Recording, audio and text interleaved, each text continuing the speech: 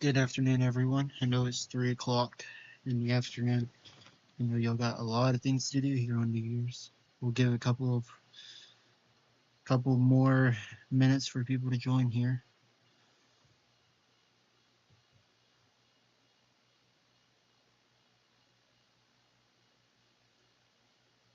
Give a couple more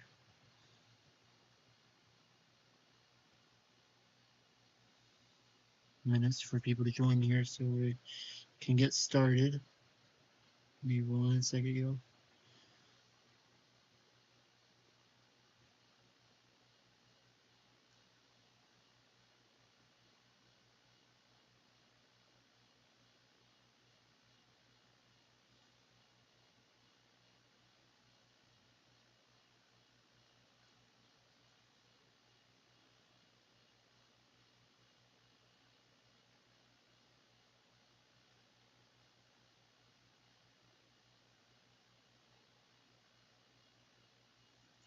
Hey, y'all. Hey, Paige. How are y'all doing?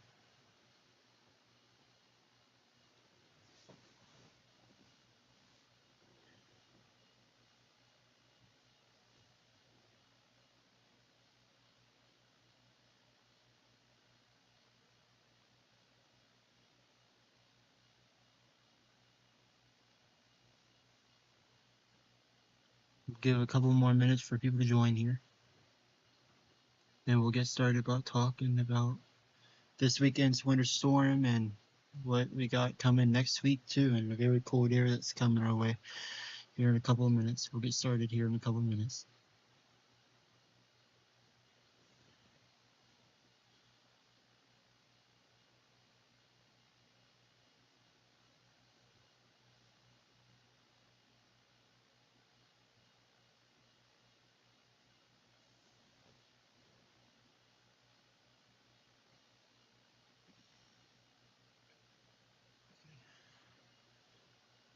We'll go ahead and get started, and we'll have more people join as soon as they can.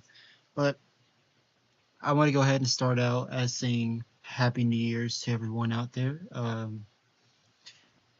know my thoughts and my condolences come out to the people in New Orleans from the New Orleans tragedy from this morning. My heart goes out to them, and my prayers go out to them as well. Um, so, um, yeah, so I just want to start out with that. Happy New Year's to everyone. Hope your New Year's started out really good last night, and let's start 2025 out really good. So, first, I want to start out with this. Go back with this map right here.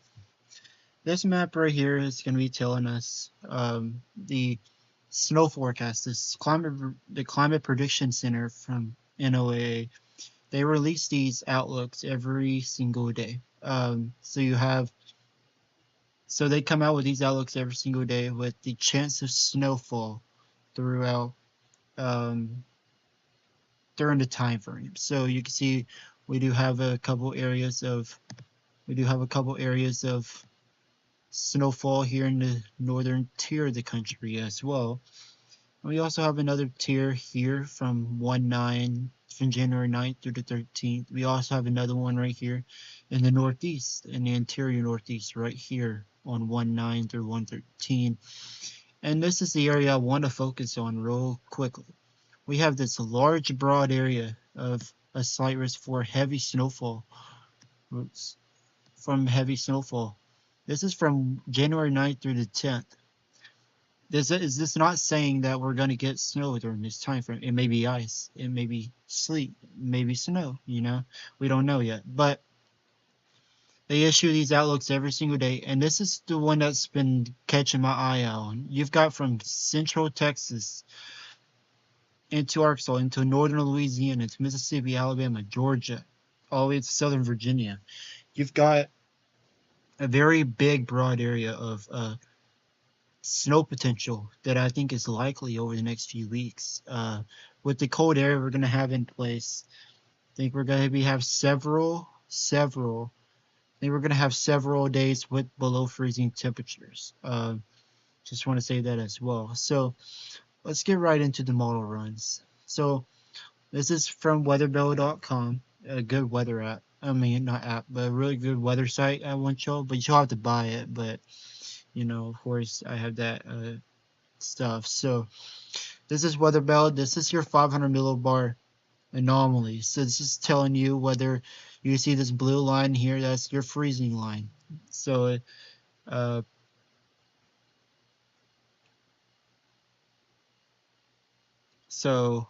we have that 540-degree line is that blue line there. So um, we'll definitely keep an eye on where that 540-degree line goes down toward.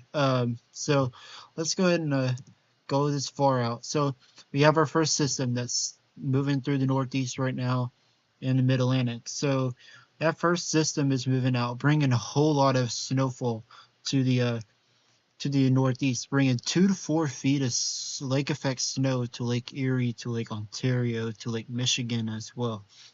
But that system will soon move out, and that will go all the way up into Canada, and stuff like that. So, but look as we go over into this is about January 3rd, which is Friday at lunchtime.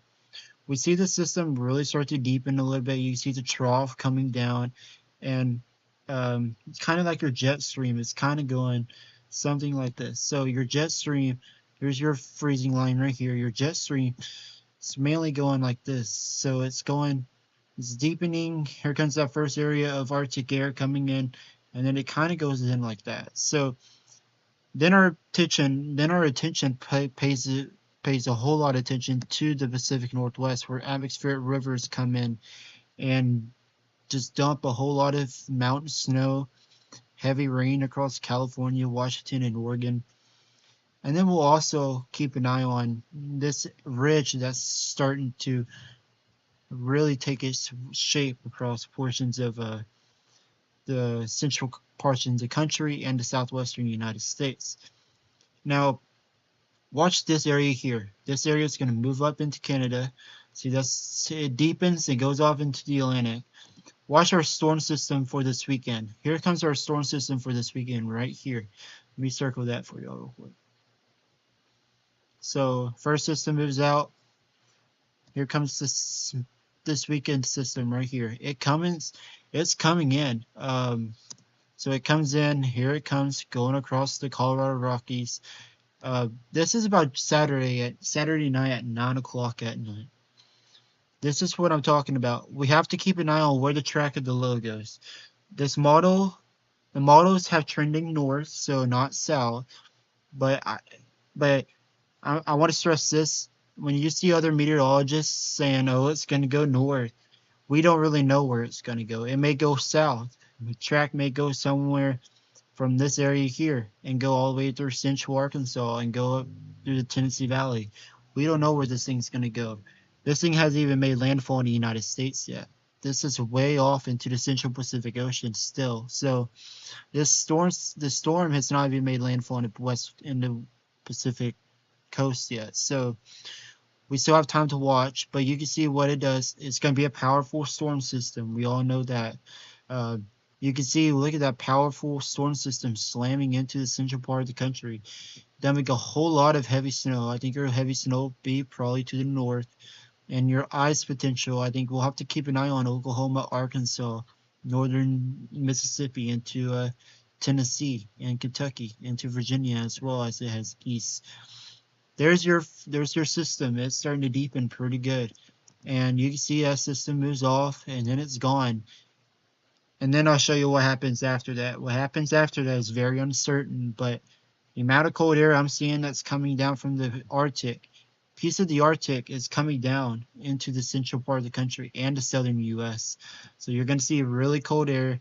Here comes another. It wants to develop a shortwave trough across the country. So while the western United States warms up a little bit, you can see what it does. We still have more storm systems that could develop, and more piece of the Arctic comes down. Look at this. So you've got a whole lot of heavy cold coming down, and then it's just, and the question is are we going to have storm systems to develop within the cold air?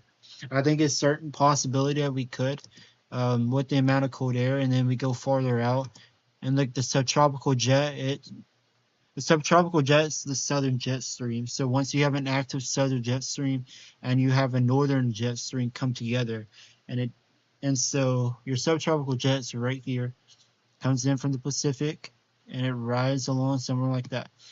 Your other jet stream, your northern jet stream, is going to dip. So like when we have these Arctic plunges like this, your northern jet stream will deepen kind of like this. So that first red circle that is in the southern, that's your subtropical jet. That northern one is going to dip pretty far south. And if that happens, we can get systems to develop within that subtropical jet. Low pressures form. Those low pressures will go further south. So that's why we're going to have to keep an eye on the Gulf Coast for snow potential, as well as the southern United States. So my area for next week that I think we'll see pretty good solid snow potential will be this area here. If I can redraw this area right up in here.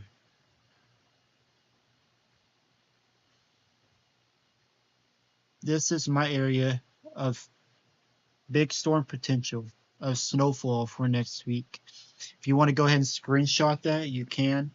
I'll leave it up here for a little bit, going over this. But that is my area, I think, of next week. We'll have to keep a close eye on what happens next week with storm systems, with the amount of cold air we're going to have in place.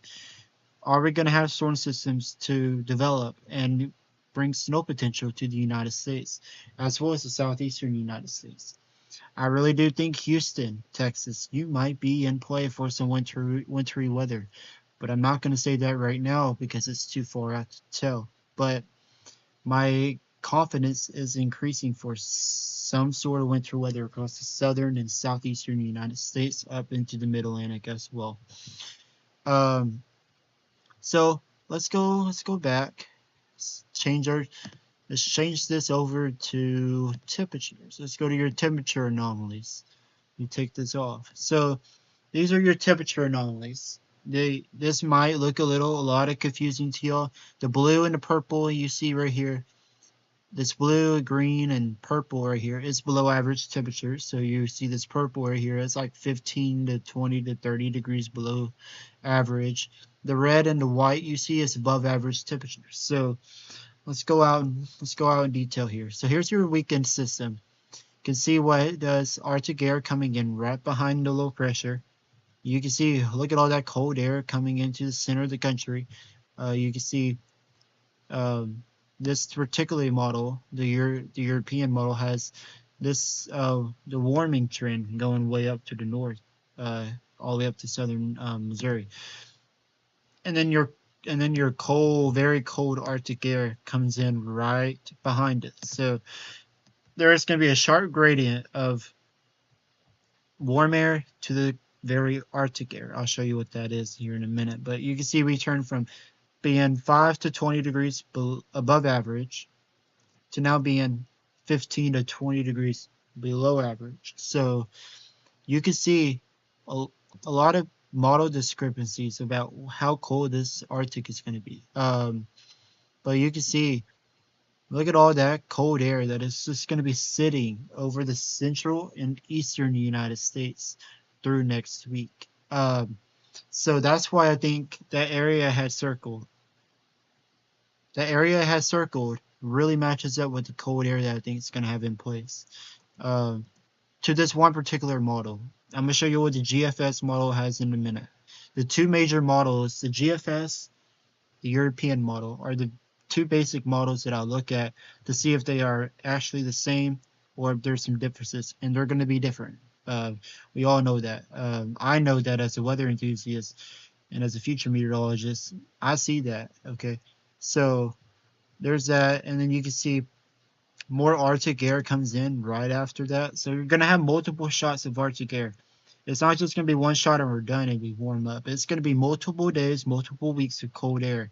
And we're going to be below freezing for a couple of days. And then maybe by the end of mid-January, we may warm up a little bit. But then February comes around, we reload. The Arctic reloads and we send more down into February, as that's the coldest month for the central eastern United States. but we'll see what happens in February when February comes around. So that is your European model.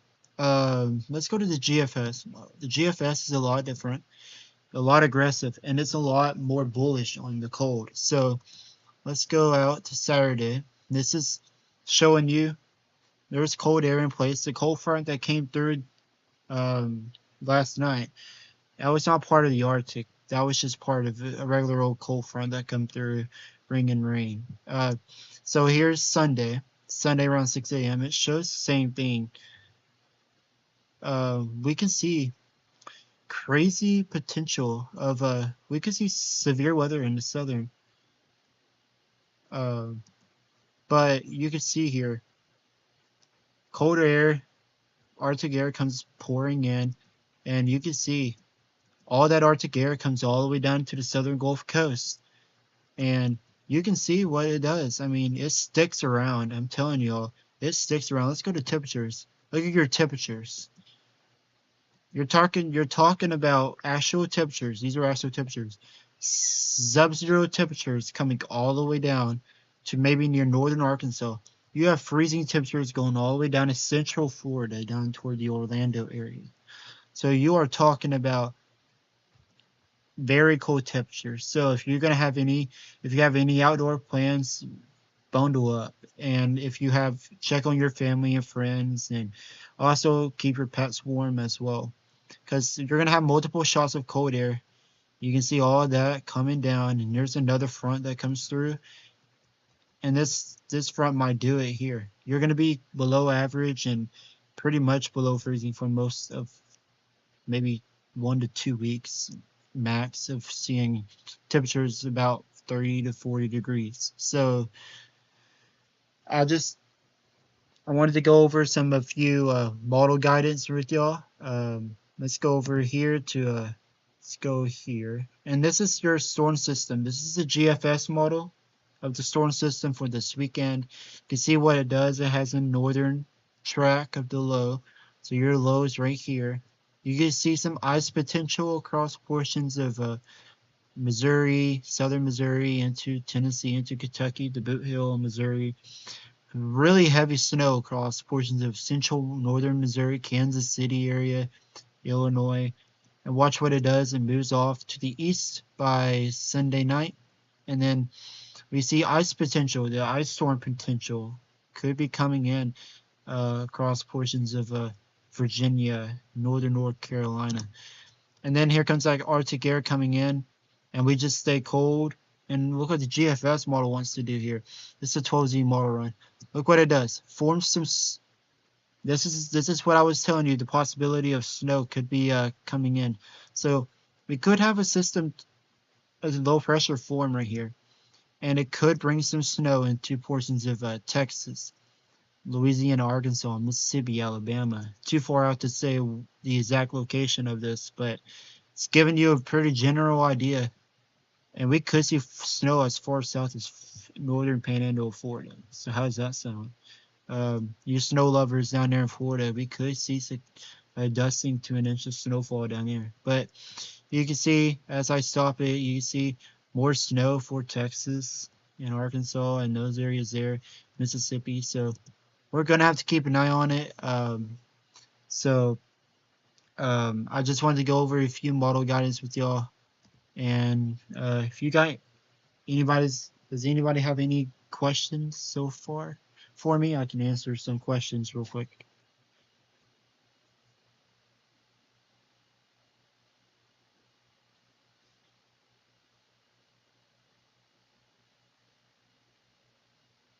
Anyone got any questions?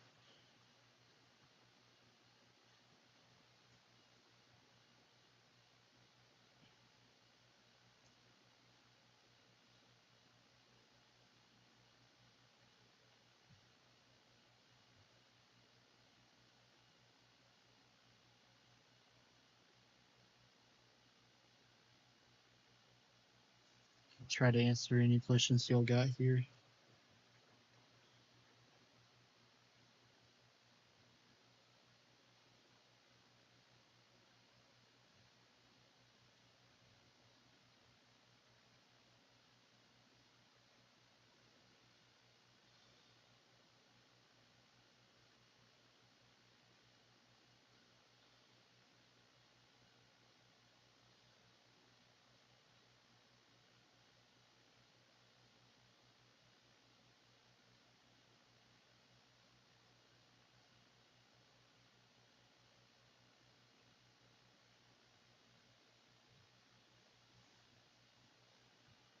Alrighty, if there is no questions. Alright, so if there's no questions, I guess we'll end it here, but I will be live again later tonight. So make sure y'all hit that subscribe button and get and push that bell icon so y'all get notified whether I go live or not. So all I want to say, y'all, is be prepared for really cold air coming y'all's way. For most of the country, just mainly the central and eastern part of the country. If you're in the western United States, I also want to say it is going to start getting warmer there, but it's not supposed to get 80 degrees in Utah. Marnie, you're supposed to get pretty cold as well. You're in the mountains there, so I know you're in the mountains of California there. I mean, Utah. And then Mulaney, I know you're in the Central Valley of California. You're supposed to get some rainfall there too. Um, so I just wanted to get y'all a quick live update on this potential of major winter storm this weekend and into portions of next week. It's going to get a lot interesting. I'll keep having these live updates over and over for y'all. I'll post videos as well as I'll try to post more videos on the weather as well on the YouTube channel. Y'all stay up to date on this, and I will keep updated on the weather here. So I will catch y'all later. Y'all have a good rest of y'all's evening. I'll be live probably around 7 o'clock tonight. So y'all stay tuned for more updates on this major winter storm. All right, I'll see y'all later.